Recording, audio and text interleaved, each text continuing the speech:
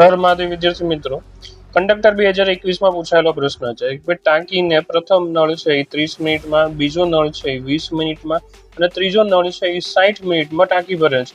તો ત્રણેય નળ સાથે ચાલુ કરવામાં આવે તો ટાંકી કેટલા સમયમાં ભરાશે?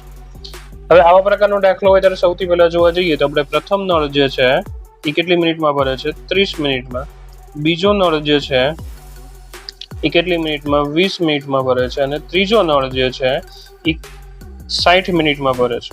તો આપણે કુલ કામ ગોતવું હોય તો ત્રણેયનો લસા લેવો પડે. ત્રણેયનો લસા લેવા જઈએ તો આપણે 60 આવશે. હવે કાર્યક્ષમતા જોવાની છે તો પ્રથમ નળની કાર્યક્ષમતા જોવા જઈએ તો 60 કુલ કામ છે, 30 જે છે એનો ટાઈમ છે, એટલે જોવા જઈએ તો 20 તેરી એટલે 3 દુ ને 6 અને 2 આવશે. આની 60 લેવા જઈએ એટલે 20 તેરી 60 આવશે અને અહીંયા 60 એકુ 60 આવશે.